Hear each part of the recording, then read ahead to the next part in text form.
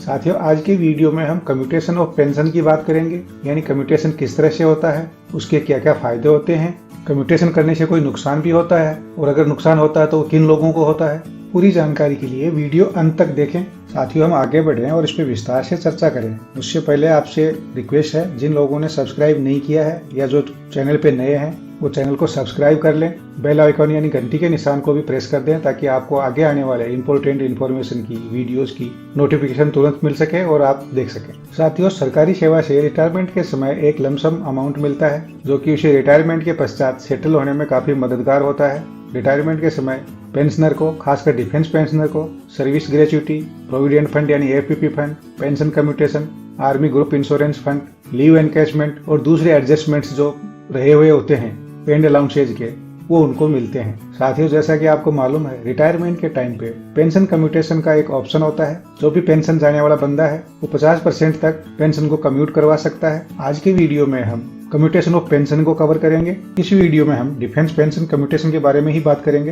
Retirement के time पर defence person है, उनके सामने सबसे बड़ी बात यही होती है कि वो 50% कम्यूट करवाएं या नहीं करवाएं, इसके बारे में क्या पोजीशन है, इसका कितना फायदा होता है या क्या नुकसान होता है। और कई लोग तो जितना पेंशन पेपर्स का सेट होता है पूरे पे ही साइन कर देते हैं। उनको ये भी नहीं पता होता है कि वो कुछ पेपर ऐसे हैं जिनको कर भी सकते हैं, नहीं भी कर सकते हैं, जिनमें पेंशन कम्यूटेशन भी शामिल है।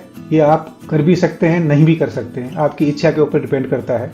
तो सबसे पहले बात होती है कि कितना कम्यूटेशन होता है। तो साथियों, डिफेंस पर्सन अपनी बेसिक पेंशन का 50% कम्यूट कर सकते हैं। सर्विस पेंशन रिटायरमेंट के समय बेसिक पे प्लस एमएसपी प्लस क्लास पे प्लस एक्स ग्रुप पे, इन सब का 50% होती है। तथा पेंशन पर रिटायरमेंट के समय डीए भी मिलता है, जिसको डियरनेस रिलीफ भी कहते हैं। एग्जाम्पल के तौर पर डिफेंस पर्सन की बेसिक पे 40,000 रुपए है और क्लास पे 300 रुपए है, तो उसकी सर्विस पेंशन का कैलकुलेशन इस प्रकार से होगा: 40,000 प्लस 5,200 यानी मिलिट्री सर्विस पे प्लस 300, इसको 2 से डिवाइड कर देते हैं यानी हाफ हो जाता है इसका, तो वो हो गया 22,750 रुपए।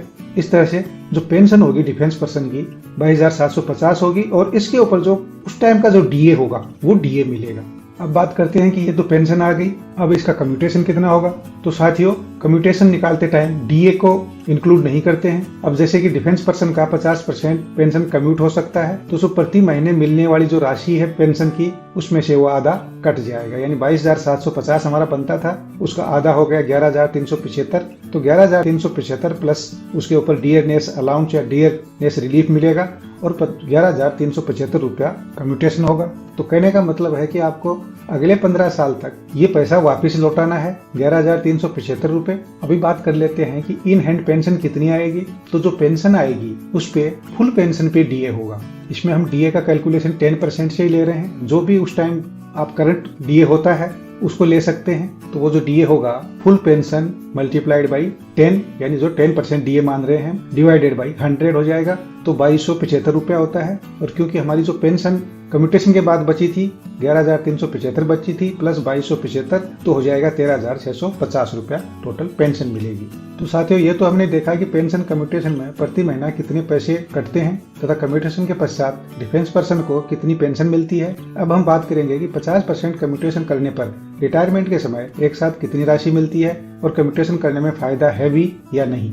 इस कैलकुलेशन में हम ऊपर बताई गई पेंशन को ही उदाहरण के तौर पर लेंगे ताकि अच्छी तरह से समझ में आ सके। साथियों, जैसे कि हमने ऊपर देखा, 50% पेंशन कम्यूटेशन करने पर डिफेंस पर्सन को 15 साल में कुल 20,47,500 रुपए जमा करने पड़ते हैं। अब बात करते हैं कि रिटायरमेंट के समय डिफेंस पर्सन को कम्यूटेशन करने पर पैसे मिलते कितने हैं। साथियों, इसके लिए एक कम्यूटेशन फॉर्मूला होता है जिसमें हमें कम्यूटेशन पर मिलने वाली राशि का पता लगता है। तो ये फॉर्मूला इस तरह से है: 50% ऑफ पेंशन यानी पेंशन का जो मिला 50% यानी जो पेंशन मिलने वाली है उसका 50% गुणा 12 गुणा purchase value on age as per next birthday. यानी जब आप रिटायर हो रहे हैं या कैलकुलेशन कर रहे हैं उस टाइम पर अगले बर्थडे को आपकी उम्र कितनी होगी। परचेज वैल्यू में रिटायरमेंट के समय अगले जन्मदिन की आयु ली जाती है। यदि आप 35 साल के होने के बाद रिटायर हो रहे हैं तो परचेज वैल्यू 36 वर्ष की ली जाएगी।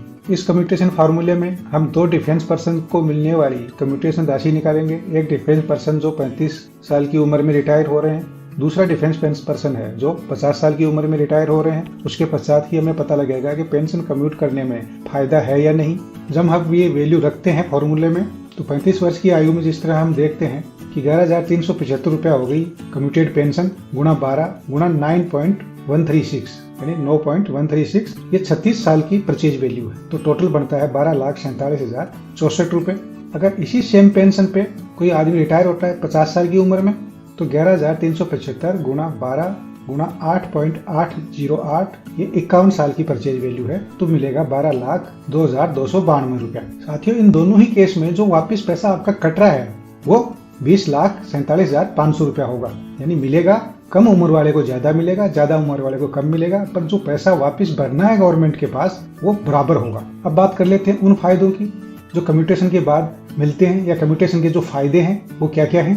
तो साथियों, जो सबसे बड़ा फायदा है वो तो ये है कि पेंशन के टाइम पर एक मुश्त राशि मिल जाती है, बहुत अच्छी राशि हाथ में होती है। वो लेकर के पेंशनर कई तरह के काम कर सकता है, यानी अपना घर बना सकता है, बच्चों की एजुकेशन पर खर्च कर सकता है, या कोई बिजनेस शुरू कर सकता है।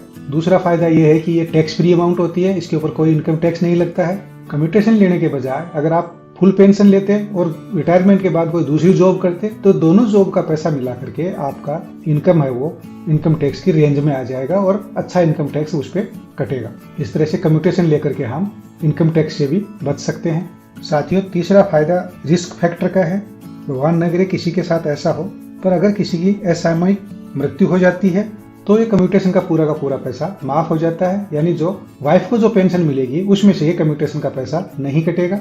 चौथा फायदा ये है कि हम कई तरह के लोन लेते हैं, अगर रिटायरमेंट के बाद पैसे की जरूरत पड़ती है और अगर हमने कम्यूटेशन नहीं कराया तो हम अपनी जरूरत पूरी करने के लिए कहीं न कहीं से लोन लेते हैं। जो लोन की ज्यादातर अमाउंट होती है वो महंगे ब्याज पे मिलती है। अगर हम दाएं बाएं से किसी रिश्तेदार से लें तो भी पैसा ज्यादा लगता है, अगर पर्सनल लोन लें, एजुकेशन लोन लें तो भी पैसा इंटरेस्ट ज्यादा लगता है। तो उस केस में ये पैसा अच्छा काम आता है और लोन लेने के झंझटबाजी से भी आदमी बच जाता है। अगर रिटायरमेंट के तुरंत बाद कोई दूसरी जॉब मिल जाती है तो आदमी का काम चलता रहता है और ठीक 15 साल के बाद में आपको फिर फुल पेंशन मिलनी शुरू हो जाती है। तो इस तरह से बहुत सी प्रॉब्लम से आदमी बच जाता है। साथियों, अब बात कर लेते हैं नुकसान की कि कम्यूटेशन से क्या क्या नुकसान होते हैं।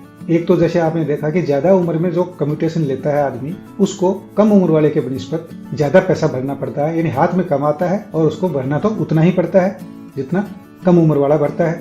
पहला नुकसान तो वो हो गया कि ज्यादा उम्र वाले को नुकसान होता है। जो अर्ली पेंशन जाते हैं या कम उम्र में पेंशन जाते हैं या प्रीमेच्योर रिटायरमेंट जाते हैं, उनको उसमें फायदा होता है। अगर रिटायरमेंट के तुरंत बाद आपको पैसे की जरूरत नहीं है और आपने कम्यूटेशन ले लिया, फिर आप उस पैसे को लेकर कहीं एफडी करने जाएंगे या किसी भी स्कीम में लगाएंगे, तो जो आपका ब्याज कट रहा है उससे कम आपको ब्याज मिलेगा, यानी आपको नुकसान हो गया। और जो ब्याज मिलेगा उसके ऊपर आपका इनकम टैक्स भी लगेगा। साथियों, कम्यूटेशन रिटायरमेंट के बाद भी ले सकते हैं। अगर आपने पहले कम्यूटेशन नहीं लिया है और बाद में रिक्वायरमेंट होती है तो आप इसको आसानी से ले सकते हैं, लेकिन ये अप्लाई आपको विदिन 1 ईयर करना पड़ता है। उसके लिए आपको कुछ मेडिकल फिटनेस सर्टिफिकेट वगैरह देने पड़ते हैं, वो जिला सैनिक बोर्ड और रिकॉर्ड ऑफिस के थ्रू अप्रोच करना पड़ता है, वो पैसा मिल जाता है। तो 1 साल आप वेट करके भी देख सकते हैं कि आपको पैसे की जरूरत है या नहीं है। अगर नहीं है तो नहीं लेना चाहिए पैसा कम्यूटेशन का, आपको फुल पेंशन मिलेगी। आपने ऊपर देखा कैलकुलेशन में आपको 20,47,000 देने पड़ते हैं और 12,47,000 ही मिलते हैं, तो करीब करीब आपको 6 लाख का नुकसान होता है वहाँ पे। हाँ, अगर आप अर्ली टाइम में जा रहे हैं और पैसे की आपको बहुत जरूरत है तो उसमें आपको फायदा है।